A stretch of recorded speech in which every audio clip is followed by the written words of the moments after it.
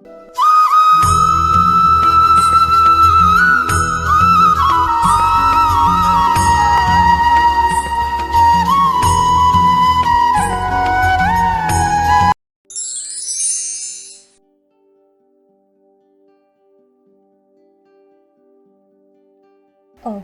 कंट्यो, इसका अर्थ होता है कि अ और ह वर्ण कंठ स्थान से उच्चारित किए जाते हैं। यह दो ऐसे वर्ण हैं जिनका उत्पत्ति स्थान या जन्म स्थान कंठ स्थान बताया गया है पाणिनि शिक्षा के अनुसार। यहाँ पे अ का अर्थ होता है अवर्ण के सारे 18 प्रकार। हमने अभी तक सिर्फ ह्रस्व, दीर्घ और प्लुत वर्ण देखे हैं अ के, पर अ के वास्तव में 18 प्रकार होते हैं और यह सारे 18 प्रकार कंठ स्थान से उच्चारित होते हैं। तो ह्रस्व अ उच्चारण कंठ से होता है, दीर्घ अ का उच्चारण हा होता है और प्लुत अ वर्ण का उच्चारण इस प्रकार होता है। ह्रस्व, दीर्घ और प्लुत यह वर्ण क्या होते हैं इसको मैंने स्वर इस वीडियो में विस्तार से समझाया है। और 18 प्रकार के अवर्ण यह यानी कि बाकी के 18 प्रकार की ये जो अवर्ण की बात मैं जो कर रही हूँ इसको हम फ्यूचर वीडियोस में यानी कि आने वाले वीडियोस में विस्तार से समझेंगे। प्रैक्टिकली आप अपना हाथ कंठ के वहाँ पे रखिए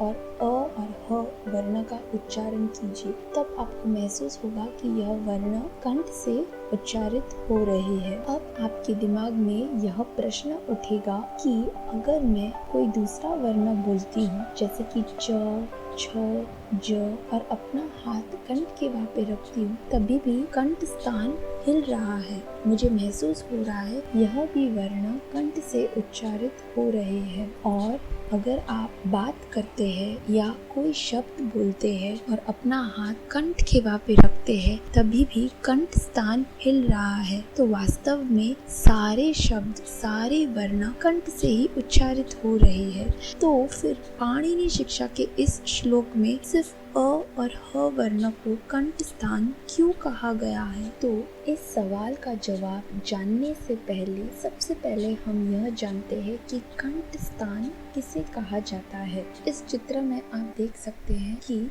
यह श्वास नली या कंठ प्रणाली है जो उरस के अंदर आती है। अब उरस क्या होता है इसको मैंने उच्चारण का विज्ञान इस वीडियो में समझाया है। यह वीडियो आप देख सकते हैं अगर आपको विस्तार से समझना है कि उरस क्या होता है। फिर इसके ऊपर आता है कंठ। कंठ स्थान के अंदर बहुत सारे हमारे गले के ऑर्गन्स होते हैं जिसमें मुख्य स्वर यंत्र काकलक होते हैं। स्वर यंत्र वह स्थान है जहाँ पर हमारे वोकल कॉर्ड्स या वॉइस बॉक्स स्थित होती है, यानी कि इस स्थान से हमारे मुख से आवाज निकलती है और इस स्थान को एक्टिवेट जो करता है वो उदान वायु होता है। तो आप कोई भी शब्द बोलते हैं या कोई भी वर्ण का उच्चारण करते हैं तो सबसे पहले उदान वायु इस स्वर यंत्र को एक्टिवेट करता है हमारे कंठ में, और हमारे कंठ में जब यह उदान वायु इस स्वर यंत्र को एक्टिवेट करता है तो यह कुछ इस प्रकार दिखाई देता है।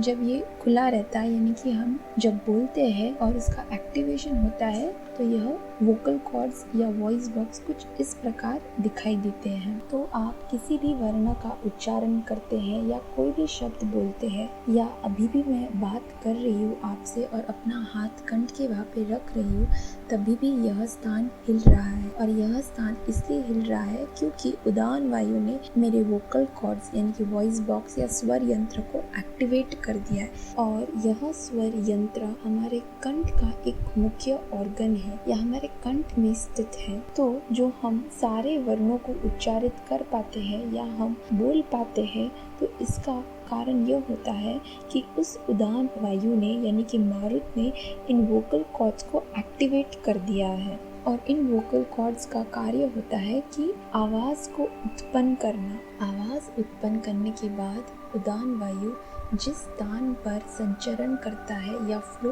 करता है वह स्थान उस वर्ण का उत्पत्ति स्थान या जन्म स्थान बन जाता है। और पाणिनि शिक्षा के इस श्लोक में बताया गया है कि उदान वायु का फ्लो हमें कॉन्शियसली किस स्थान पर करना चाहिए वर्णों को स्पष्ट रूप से उच्चारण करने के लिए। तो यह एक जनरल या प्राइमरी प्रोसेस है जो मारुत यानी कि वायु हमारे कंठ में जो यह स्वर यंत्र स्थित होता है उस पर कार्य करता है। और यही कारण है कि जब भी हम बात करते हैं या कोई भी वर्ण का उच्चारण करते हैं तो वह आवाज़ हमारे कंठ से उच्चारित होती है।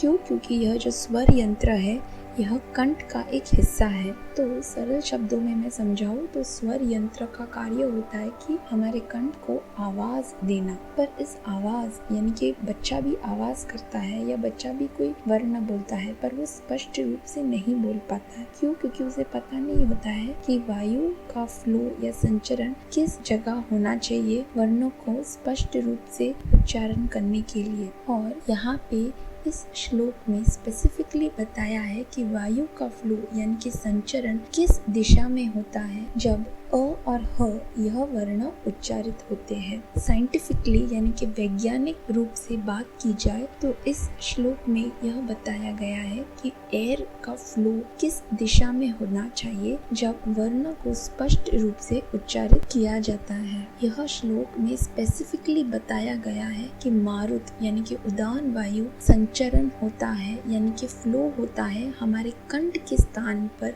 जब अ और ह वर्ण को उत्पन्न या जन्म देता है। और इसीलिए अ और ह वर्ण का कंठ स्थान बताया गया है। तो प्रैक्टिकली अगर आपको महसूस करना है कि अ और ह वर्ण का उच्चारण स्थान कंठ होता है तो आपको अपना मुंह इस प्रकार खोलना है और बिना अपनी जीवा को हिलाए अ और ह वर्ण का उच्चारण करना है कुछ इस प्रकार अ ह। तो आपको महसूस होगा कि जो वायु का फ्लो है वो कंठ स्थान में हो रहा है। यह थोड़ा सटल यानी कि बहुत ही सूक्ष्म प्रोसेस है और अगर आप ध्यान करेंगे और जब आप अ और ह वर्ण का उच्चारण करेंगे तब आपको बहुत ही आसानी से यह बात पता चल पाएगी यानी कि महसूस हो पाएगी। और अगर आप महसूस करेंगे कि आपकी जीवा ऑटोमेटिक हिल रही है यानी कि जब आप अ और ह बोलते हैं तो जीवा इसलिए हिल रही है क्योंकि जो वायु है वो नीचे की ओर से ऊपर आ रहा है यानी कि आपके मुख के वहाँ पे आकर पूर्ण रूप से वर्ण को पूरा कर रहा है यानी कि अ और ह वर्ण को पूर्ण रूप से अपने मुख के बाहर लेके आ रहा है।